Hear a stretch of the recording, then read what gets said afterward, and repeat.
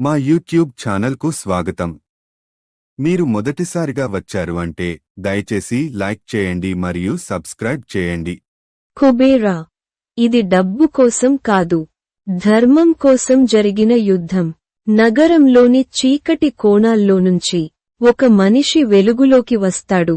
అతని పేరు కుబేరా. కాని అతడో కోటీశ్వరుడే కాదు, ఒక విలక్షణమైన విలన్, ఒక విప్లవాత్మకమైన హీరో. ముఖానికి వేసుకునే తొడుగులు ధనుష్ పాత్రలో. అతడు ఓ రోడ్ సైడ్ భిక్షాడు. సిగ్నల్స్ దగ్గర పస్తులు పెట్టుకునే జీవితం. పక్కన ఉన్నవాళ్ల బాధ కనిపిస్తే వాళ్ల కోసం తిండి తెచ్చే ఒక సింపుల్ మనిషి. అతనికి ఏమి కావాలి లేదు, కానీ దేవుడు అతనికి ఓ మిషన్ ఇచ్చాడు. Direction by Sekhar Kammula. Simple start, deep intention. కుడి చూపుడు వేలు. కాని కథ ఇక్కడే మొదలవుతుంది. ఒకరోజు ఓ ఛాన్స్ వస్తుంది. నగరం మొత్తం అతని చేతుల్లోకి వచ్చేస్తుంది. Politics, gang war, black money. అతను అర్థం చేసుకుంటాడు, ఇక్కడ డబ్బే దేవుడు, కానీ న్యాయం మాత్రం అసలైన ధర్మం. చలువ కళ్లద్దాలు. అప్పుడు ఎంట్రీ ఇస్తాడు నాగార్జున. ఒక పవర్ఫుల్ ఐఏఎస్ అధికారి గానో, సిబిఐ ఆఫీసర్ గానో. కానీ అతని చూపు స్పష్టంగా ఉంది.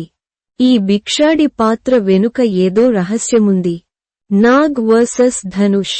ఇద్దరూ నిజమే కోరుకుంటున్నారు. ఒకడు లా కోసం, ఇంకొకడు జస్టిస్ కోసం. అయితే మార్గాలు వేరే. ఢీకొనడం. అంతలోనే మాఫియా, రాజకీయ నాయకులు, మీడియా. ఇతని ఎదుగుదలకి అడ్డుపడే ప్రతి శక్తిని అడ్డుకుంటాడు కుబేరా. వాడు డబ్బును సంపాదించడు, వాడు డబ్బుతోనే జాతి కోసం పోరాడతాడు. ఫ్లాష్ కెమెరా విజువల్స్ మేజిక్ లాగా ఉంటాయి. సెకండ్ హాఫ్లో Sekhar Kammula mass commercial template ని కూడా తాకుతూ తన క్లాసిక్ టచ్ ని వదలకుండా నడిపించాడు.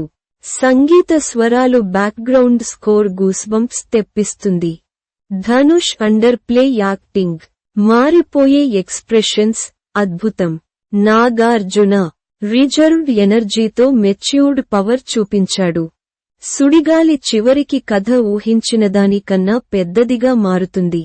ఎందుకంటే ఇది డబ్బు గురించి కాదు, ఇది మీరు ఛానల్కి కొత్త అయితే లైక్ చేయండి, షేర్ చేయండి.